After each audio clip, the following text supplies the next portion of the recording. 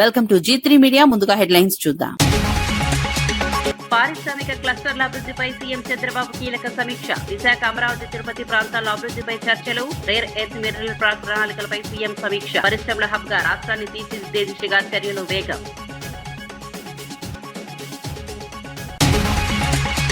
అంతర్రాష్ట్ర వాహన దొంగల గ్యాంగ్ ఛేదించిన సంగారెడ్డి పోలీసులు. డీసీఎం దొంగతనం కేసులో భారీ గ్యాంగ్ నెట్వర్క్ బయటపడ్డ వివరాలు. పిస్టల్ ఆయుధాలతో ఇద్దరిని అరెస్ట్ చేసిన సంగారెడ్డి పోలీసులు. ఒక రాష్ట్రంలో దొంగతనం, మరొక రాష్ట్రంలో అమ్మకాలు చేసిన గ్యాంగ్.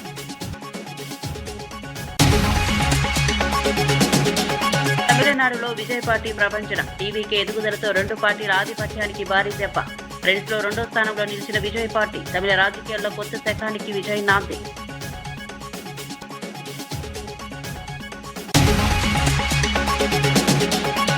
రైతుల మరణాలపై ప్రభుత్వం బాధ్యత వహించాలని కేటీఆర్ విమర్శలు. వడ్లు కొనుక్కోవడంతో రైతులు చనిపోయారన్న కేటీఆర్ ఆరోపణలు. రైతు సమస్యలపై ప్రభుత్వం నిర్లక్ష్యం చేస్తోందని కేటీఆర్ విమర్శ.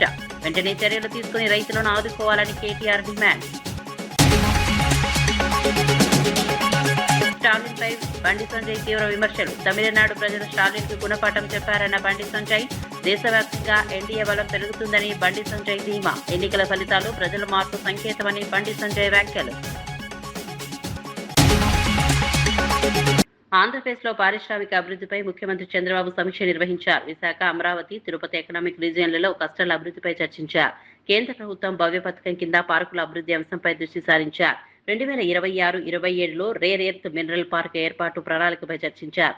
ఈస్ట్ కోస్ట్ ఇండస్ట్రియల్ కారిడార్ అభివృద్ధి అంశం ప్రాధాన్యత పొందింది. 175 ఎంఎస్ఈఎంఈ పార్కులను క్లస్టర్ల వారీగా అభివృద్ధి చేయాలని నిర్ణయించారు. సమావేశంలో మంత్రి టీజీ భరత్, సిఎస్ సాయి ప్రసాద్ పాల్గొన్నారు. పెట్టుబడులు, మౌలిక సదుపాయాల పెంపుపై దృష్టి పెట్టారు. రాష్ట్రాన్ని పరిశ్రమల హబ్ గా తీర్చేందుకు చర్యలు వేగవంతం చేస్తున్నారు.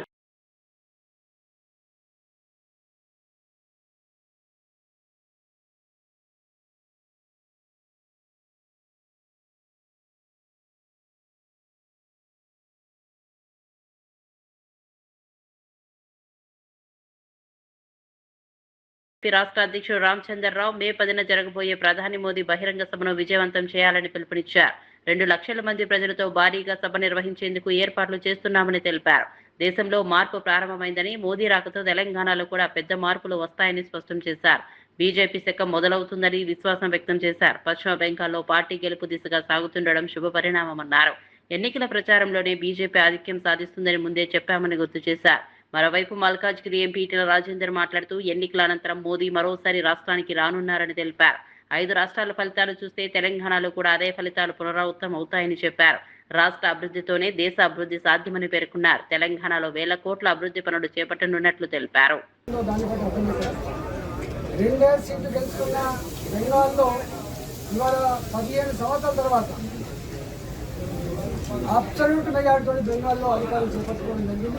తప్పకుండా బెంగాల్ ప్రజానీకానికి శుభాకాంక్షలు తెలియజేస్తున్నాయి. ప్రజలు నచ్చి, ప్రజలు ఇష్టపూర్వకంగా తెచ్చుకున్న ప్రభుత్వం కాబట్టి ఇవాళ బెంగాల్ ప్రజల ఆత్మగౌరవ భాగాలు అయితే బాధ్యత మా పార్టీ మీద ఉన్నట్టుగా రేపు పరిపాలన కొనసాగుతుందని చెప్పి ఆశిస్తూ ఉన్నాయి. ఇవాళ తమిళనాడులో కూడా మేము గతానికంటే మెరుగైన సీట్లు వచ్చినాయి. కేరళలో కూడా మెరుగైన సీట్లు వచ్చినాయి. రాబోయే కాలంలో భవిష్యత్ భారతీయ జనతా పార్టీ నుంచి అర్థమవుతా ఉంది. ఇవాళ ప్రధానంగా మోడీ గారు వస్తున్నది 2 కారణాలతో. బహిరంగ సభ 10వ తారీఖు నాడు నరేంద్ర మోదీ గారి బహిరంగ సభ జరగబోతుంది కాబట్టి ఆ బహిరంగ సభ ఒక స్థలం ఇదే కాబట్టి ఇక్కడ భూమి పూజ జరగడం జరిగింది. దాదాపు ఈ భూమి పూజలో అందరూ వచ్చారు.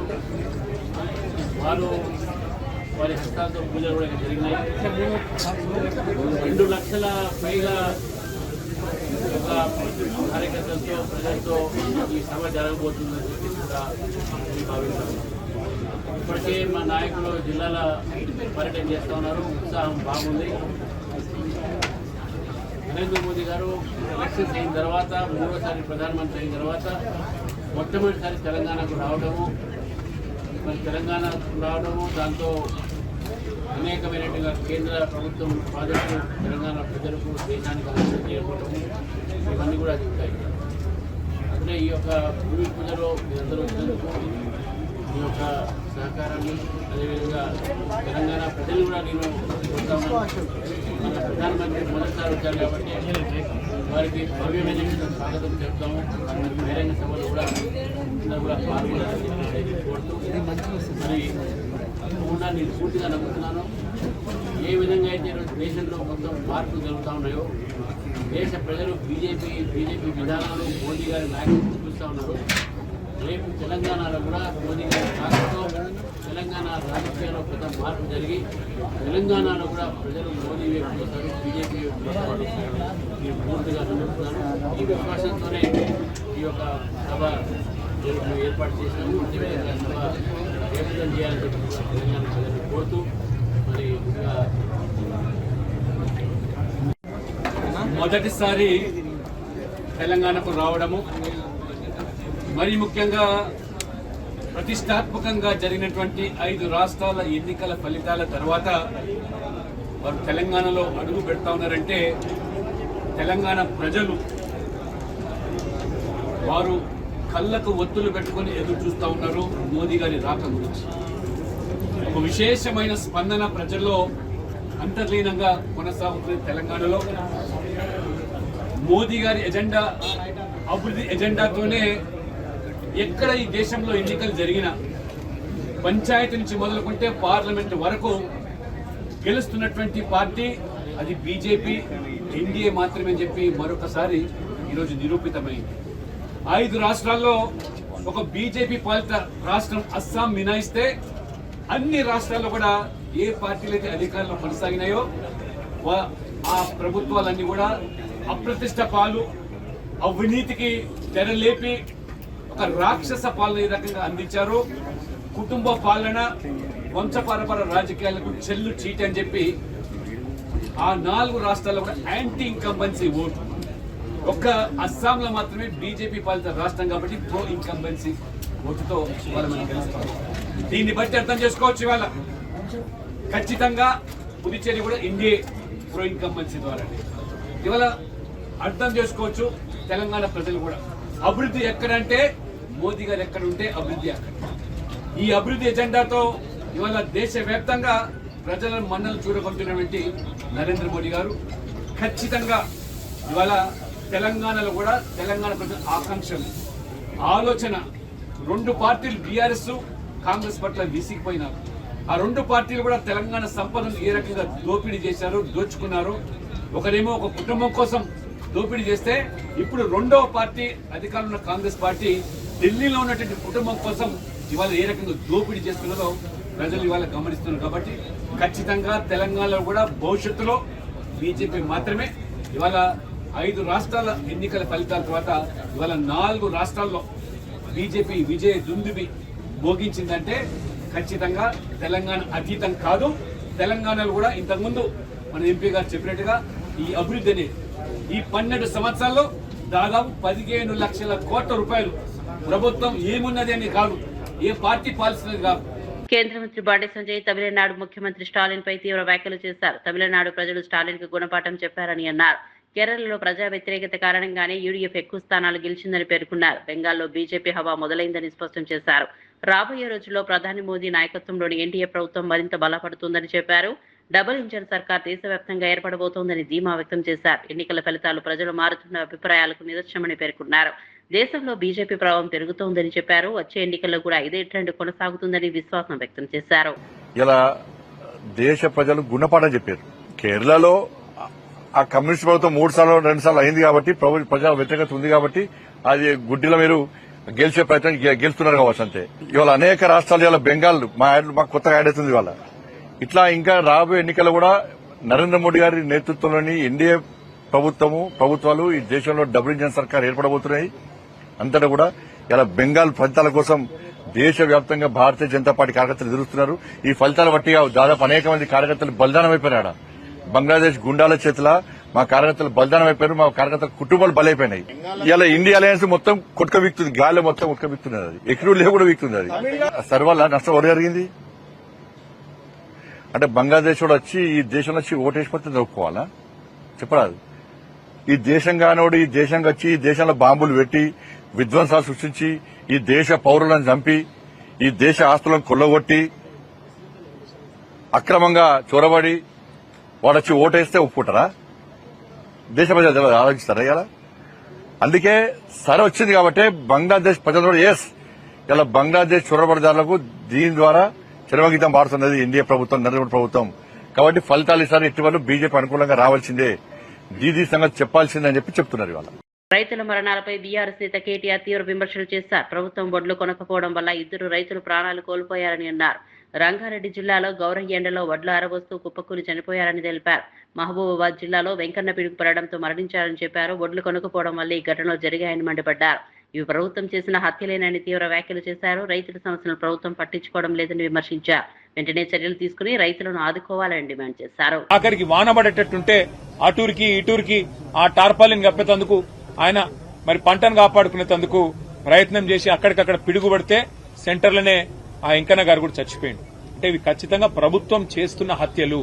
ఇవి ఖచ్చితంగా ప్రభుత్వమే రైతులను వాళ్లను సంపేతందుకు వాళ్లకు ఊపిరి లేకుండా చేసేందుకు చేస్తున్న ప్రయత్నంగా కనబడతా ఉంది. నేను అడుగుతున్నా ముఖ్యమంత్రి గారిని, ఒక్క సెంటర్ అన్న తీసినవా? పోయినవా? నీ మంత్రులు ఒక్క సెంటర్ కన్నా పోయినరా? ఎక్కడో పోయి రిబ్బన్ కటింగులు అన్నట్టు పోజులు కొట్టుడు తప్ప కొనుగోళ్లు ఎట్లయితున్నాయి, పైసలు పడుతున్నాయా లేవా, జోక్తుండ్రా లేదా, 5-6 కిలోల తరుగు ఒక్కొక్క మరి సెంటర్లో ఇయ్యాలా? మీరు చూస్తే ఆ రోజుల్లో రేవంత్ రెడ్డి గారు చాలా మాట్లాడారు, కానీ ఇవాళ ఒక్కొక్క సెంటర్లో ఒక్కొక్క రైతు ఇబ్బంది పడతా ఉన్నాడు, అవస్థలు పడుతుంటే ఒక్క మంత్రి పత్తలేడు, ఒక ఎమ్మెల్యే పత్తలేడు, ఎక్కడోళ్ళు అక్కడ తప్పించుకుని తిరుగుడు తప్ప ఇంకోటి లేనేలేదు. తమిళనాడు రాజకీయాల్లో దళపతి విజయ్ కొత్త సంచలనం సృష్టిస్తున్నారు. అసెంబ్లీ ఎన్నికల ట్రెండ్స్ చూస్తే టీవీకే పార్టీ భారీగా ముందంజలో ఉంది. ప్రధాన ప్రతిపక్షం అన్నా డీఎంకేను 3వ స్థానానికి నెట్టేసి 2వ స్థానంలో నిలిచింది. విదయ్ తిరుచి ఈస్ట్, పెరంబూర్ నియోజకవర్గంలో ఆధిక్యంలో ఉన్నారు. అధికార డీఎంకే కార్యాలయంలో ఆందోళన వాతావరణం నెలకొంది. ఆశించిన ఫలితాలు రాకపోవడంతో వేడుక ఏర్పాట్లను తొలగిస్తున్నారు. దశాబ్దాలుగా ఉన్న 2 పార్టీల ఆధిపత్యానికి విజయ్ బ్రేక్ వేశారు. తమిళనాడు రాజకీయాల్లో కొత్త శకానికి నాంది పలికారు. ప్రజల్లో భారీ ఆదరణ పొందుతున్న టీవీకే పార్టీ భవిష్యత్తులో కీలక శక్తిగా మారే అవకాశాలు కనిపిస్తున్నాయి. எப்போ விக்கிரபாண்டி மாநாடு அறிவிச்சு நம்ம தனியாக நிற்க போகிறோம், நம்ம ஒரு தனி மெஜாரிட்டியில் ஆட்சி அமைக்க போகிறோம் அப்படின்னு சொன்னார். அப்போவே நாங்கள் எல்லாருமே தமிழ்நாடு மக்கள் எல்லாருமே அண்ணன் கூட இருப்பாங்க அப்படிங்கிறது எங்களுக்கு விக்கிரபாண்டி மாநாட்டத்திலே எங்களுக்கு தெரியுங்க. இப்போது தேர்தல் ரொம்ப இச்சக்கட்டம், ஒரு பெரிய குரூஷியல் ஸ்டேஜில் இருக்குது. ஏடிஎம்கே டிஎம்கே கிட்டத்தட்ட ஒரே வாக்குகள் பெற்ற நிலைமை தெரியுது. ஒருவேளை கொஞ்சம் குறைவு வந்திருக்குதுன்னா டிவிக்கு எந்த ஆட்சிக்கு சப்போர்ட் பண்ண வாய்ப்பு இருக்கு? ஆனால் அது எல்லாமே தலைமை அண்ணன் தான் முடிவு எடுப்பாருண்ணா. அண்ணன் என்ன சொல்கிறாரோ அதுதாண்ணா. அண்ணன் என்ன முடிவு எடுக்கிறாரோ அதுதான். இந்த வாக்குகள் பெற்றதுக்கு காரணம் என்னவா நீங்கள் நினைக்கிறீங்க? தமிழக மக்கள் என்ன எதிர்பார்க்குறாரோ அது அண்ணன் தருவாருங்கிற அந்த நம்பிக்கை தானே. கண்டிப்பாக அந்த நம்பிக்கையினால தான் மக்கள் இவ்வளோ ஆதரவு கொடுத்துருக்காங்க. சரிங்களா? அண்ணா எல்லாத்துக்கும் இப்போ இல்லை, 26-27 வருஷமாக 33 வருஷமாக பார்த்தீங்கன்னா அவரோட ரசிகர் மன்றத்தை மக்கள் இயக்கமாக ஆரம்பித்து மக்கள் இயக்கத்தை ஒரு கட்சியை வழிநடத்தி அந்த கட்சியில் இருக்கிறவங்கள ஒரு நல்ல தலைவர்களாக உருவாக்கிட்டு இருக்கா. அப்படி அதனால் கண்டிப்பாக நாங்கள் இன்றைக்கி நேற்று வந்தவங்க இல்லைண்ணா. சரிங்களா? அதாவது கட்சி ஆரம்பித்து தான் 2 வருஷம் ஆச்சு. நாங்கள் மக்கள் பணியில் 33 வருஷமாக இருக்காங்கண்ணா. அதுதானா இதுவரை கண்டிராத தமிழக ஆட்சியாக இருக்குண்ணா. கண்டிப்பாக இதனால் வரைக்கும் தமிழ்நாடு மக்கள் பார்க்காத ஒரு ஆட்சியாக இருக்குண்ணா. கண்டிப்பாக தளபதி நம்பி மக்கள் இவ்வளோ ஓட்டு போட்டிருக்காங்க. அந்த மக்களுக்கு கண்டிப்பாக தளபதி எல்லாமே பண்ணி கொடுப்பாருண்ணா. கண்டிப்பாக இது எதிர்பார்க்கறது மக்களும் எதிர்பார்க்கறது இதுதானே. மக்களும் எதிர்பார்க்கறது இதுதானே, தலைவர் வரணும் அப்படின்னு ஒரு மாற்றத்தை விரும்புகிறாங்க மக்களும் எதிர்பார்க்கறது ஒரு மாற்றம். அதுதான் இது.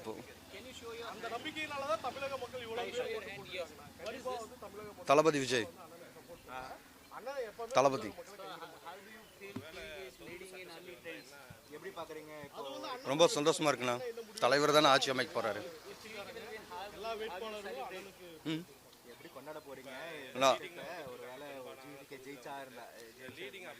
ரொம்ப சந்தோஷமா இருக்கு. மக்கள் எந்த மாதிரி ஆட்சி கேட்டாரோ அதே மாதிரி அமைப்பாரு.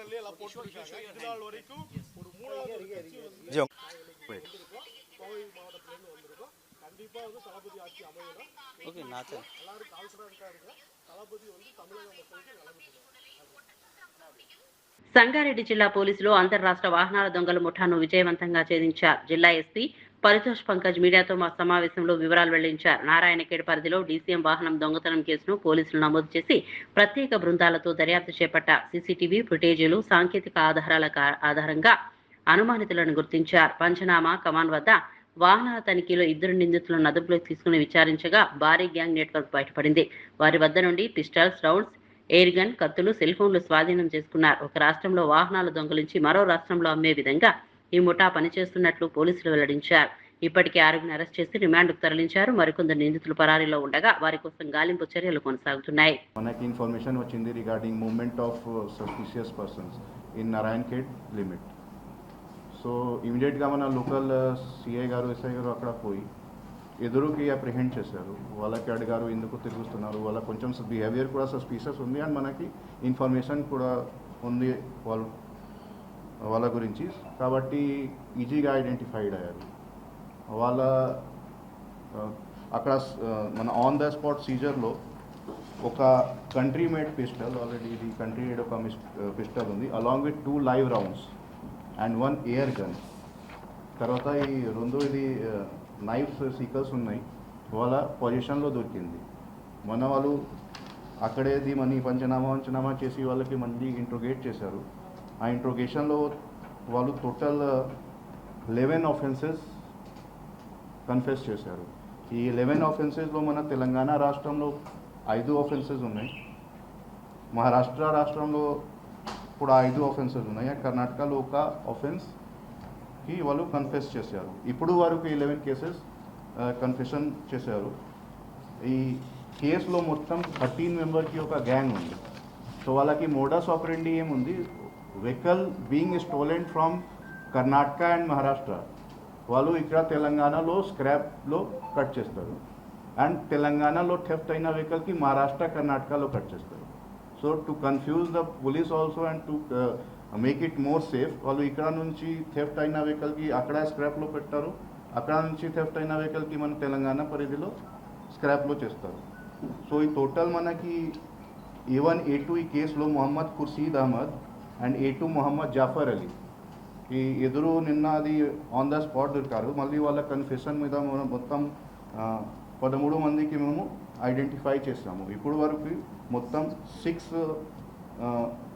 6 మందికి అరెస్ట్ చేసాము మేము. అందులో A1 Mohammed Salman, Mohammed Khurshid Ahmed, A2 Mohammed Jafar Ali, A5 Syed Saeed, A6 Sheikh Nizam, A7 Mohammed Salim, A8 Mohammed Irshad Ahmed. These 6 members all are residents of Telangana in Hyderabad area and all of them are apprehended and today they will be remanded. Apart from that, total 7 accused are still absconding. 7 accused lo 5 are from total 4 are from Maharashtra and 2 are from Karnataka. వాళ్ళ details కూడా అది మేము ఇచ్చాము, but వాళ్ళ కోసం కూడా మేము team form చేసి పంపిస్తాము. సో మెయిన్లీ అది ఒక సైకిల్ ఇది ఉంది, ఇది మొత్తం ఇది ఇక్కడ నుంచి చేసిన వెహికల్కి అక్కడ వాళ్ళు రిసీవ్ చేస్తారు, అక్కడ నుంచి చేసిన వెహికల్కి మన తెలంగాణలో రిసీవ్ చేస్తారు. తర్వాత ఇది మొహమ్మద్ నదీం ఎవరు A3 ఉన్నారు ఈ కేసులో, వాళ్ళు చాలీస్గావ్ డిస్ట్రిక్ట్ ఆఫ్ మహారాష్ట్ర అక్కడే ఉంటారు. Mohammed Nadeem was the person who supplied weapon to A1 and A2 to commit all these type of offenses. So actual supplier of weapon is Mohammad Nadeem Khan. He is from Chalisgaon district of Maharashtra and also he is having some associates there in same district. So already we are trying to nab these absconding accused also. ఇప్పుడు వారికి property recovered either in possession or through confession panchanama. 1 country made pistol with 2 live rounds, 1 air gun, 2 knives, 6 cell phones, net cash 2 lakh rupees and 1 tipper vehicle bearing number MS22AA1413.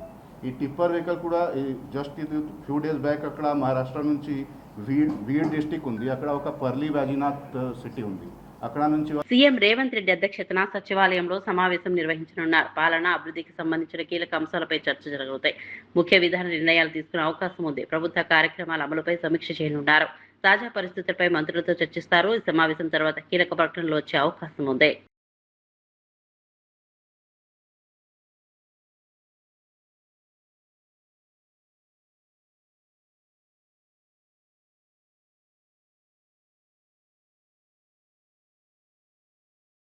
తెలంగాణలో శాంతి భద్రతలు క్షీణించాయని కేటీఆర్ విమర్శించారు. కరీంనగర్లో jewellery షాపులో తుపాకులతో దోపిడీ ఘటనపై మండిపడ్డారు.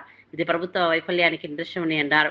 కేసీఆర్ హయాంలో రాష్ట్రం అభివృద్ధి ముందడుగులో ఉందని తెలిపారు. ప్రస్తుత పరిస్థితి దారుణంగా మారిందని విమర్శించారు.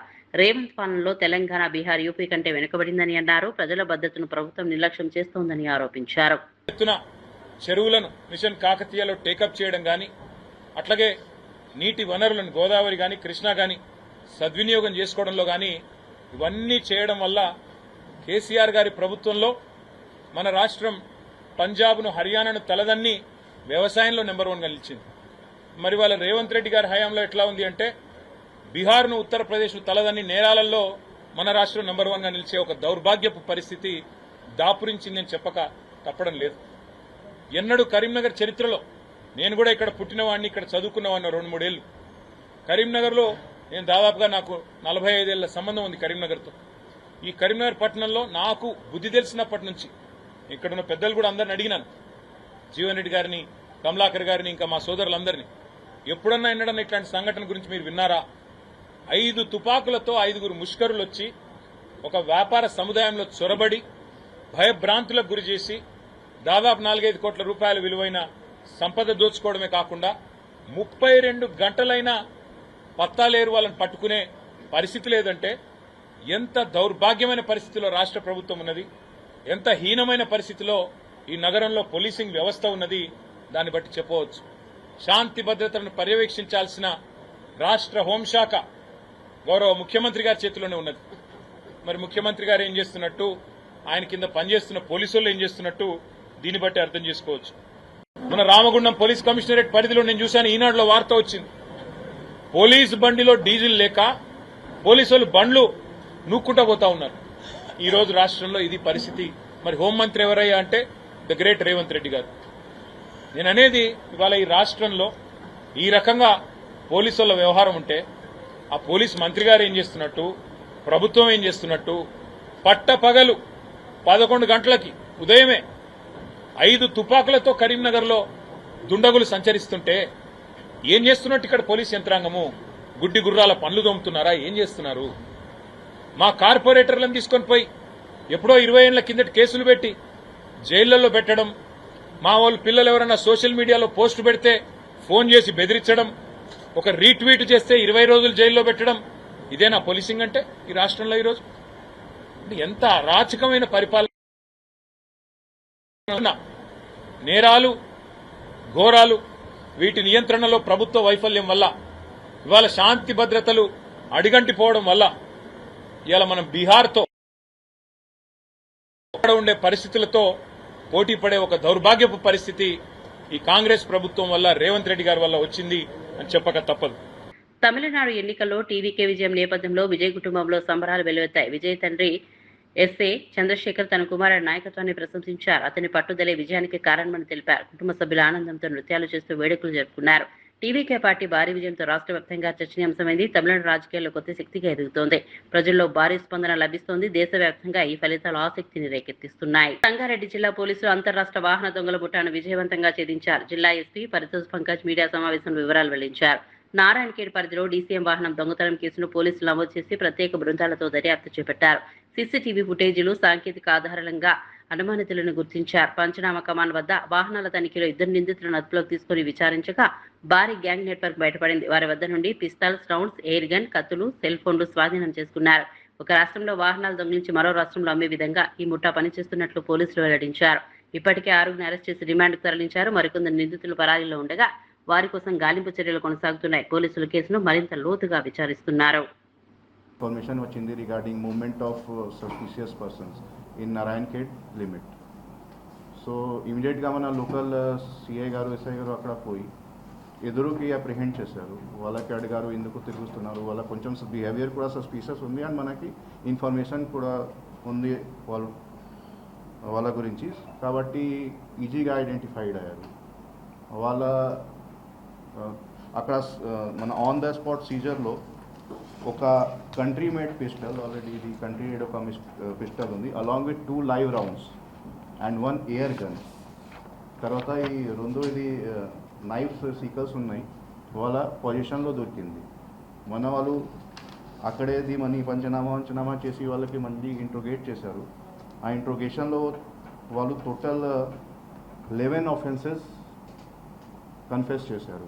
ఈ 11 ఆఫెన్సెస్లో మన తెలంగాణ రాష్ట్రంలో 5 ఆఫెన్సెస్ ఉన్నాయి, మహారాష్ట్ర రాష్ట్రంలో కూడా 5 ఆఫెన్సెస్ ఉన్నాయి, కర్ణాటకలో ఒక ఆఫెన్స్కి వాళ్ళు కన్ఫెస్ చేశారు. ఇప్పుడు వరకు 11 కేసెస్ కన్ఫెషన్ చేశారు. ఈ కేసులో మొత్తం 13 మెంబర్కి ఒక గ్యాంగ్ ఉంది. సో వాళ్ళకి మోడస్ ఆపరెండి ఏముంది, vehicle being stolen from Karnataka and Maharashtra, వాళ్ళు ఇక్కడ తెలంగాణలో స్క్రాప్లో కట్ చేస్తారు, అండ్ తెలంగాణలో థెఫ్ట్ అయిన వెహికల్కి మహారాష్ట్ర కర్ణాటకలో కట్ చేస్తారు. So to confuse the police also and to make it more safe, వాళ్ళు ఇక్కడ నుంచి థెఫ్ట్ అయిన వెహికల్కి అక్కడ స్క్రాప్లో పెట్టారు, అక్కడ నుంచి థెఫ్ట్ అయిన వెహికల్కి మన తెలంగాణ పరిధిలో స్క్రాప్లో చేస్తారు. సో ఈ టోటల్ మనకి A1 A2 ఈ కేసులో మొహమ్మద్ ఖుర్షీద్ అహ్మద్ అండ్ A2 మొహమ్మద్ జాఫర్ అలీ ఈ ఎదురు నిన్న అది ఆన్ ద స్పాట్ దొరికారు. మళ్ళీ వాళ్ళ కన్ఫెషన్ మీద మనం మొత్తం 13 మందికి మేము ఐడెంటిఫై చేసాము. ఇప్పుడు వరకు మొత్తం 6 మందికి అరెస్ట్ చేసాము మేము. అందులో A1 Mohammed Salman Mohammed Khurshid Ahmed, A2 Mohammed Jafar Ali, A5 Syed Saeed, A6 Sheikh Nizam, A7 Mohammed Salim, A8 Mohammed Irshad Ahmed. These 6 members all are residents of Telangana in Hyderabad area, and all of them are apprehended and today they will be remanded. Apart from that, total 7 accused are still absconding. 7 accused lo 5 are from total 4 are from Maharashtra and 2 are from Karnataka. Wala details kuda adi memu ichamu, but valu kosam kuda memu team form chesi pampistamu. So mainly adi ఒక cycle ఇది ఉంది, ఇది మొత్తం ఇది ఇక్కడ నుంచి చేసిన వెహికల్కి అక్కడ వాళ్ళు రిసీవ్ చేస్తారు, అక్కడ నుంచి చేసిన వెహికల్కి మన తెలంగాణలో రిసీవ్ చేస్తారు. తర్వాత ఇది మొహమ్మద్ నదీం ఎవరు A3 ఉన్నారు ఈ కేసులో, వాళ్ళు చాలీస్గావ్ డిస్ట్రిక్ట్ ఆఫ్ మహారాష్ట్ర అక్కడే ఉంటారు. Mohammed Nadeem was the person who supplied weapon to A1 and A2 to commit all these type of offenses. So actual supplier of weapon is Mohammad Nadeem Khan. He is from Chalisgaon district of Maharashtra, and also he is having some associates there in same district. So already we are trying to nab these absconding accused also. Ippudu varuki property recovered either in possession or through confession panchanama: 1 country-made pistol with 2 live rounds, 1 air gun, 2 knives, 6 cell phones, net cash 2 lakh rupees, and 1 tipper vehicle bearing number MS22AA1413. ఈ tipper vehicle కూడా just ఇది few days back అక్కడ మహారాష్ట్ర నుంచి weed district ఉంది, అక్కడ ఒక Palri వాజినాథ్ city ఉంది, అక్కడ నుంచి. దక్షిణ భారత అగ్రకథానాయిక త్రిష తిరుమల శ్రీవారిని దర్శించుకున్నారు. తెల్లవారుజామున VIP బ్రేక్ దర్శనంలో స్వామివారి సేవలో పాల్గొన్నారు.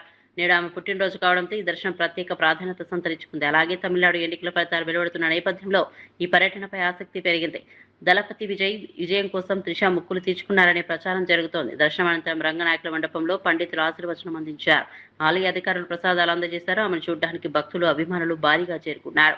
సెల్ఫీల కోసం పోటీపడుతూ సందడి చేశారు. రండిమా, మీరు వచ్చేయండి మేడం మాతో. లాగండి అబ్బాయిని లాగు.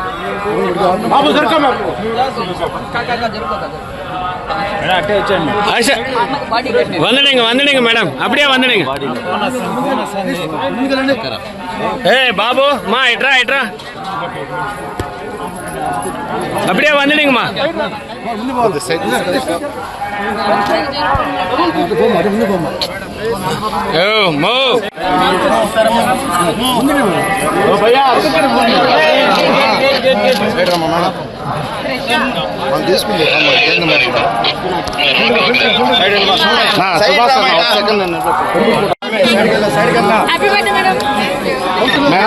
మరిన్ని అప్డేట్స్ కోసం చూస్తూనే ఉండండి.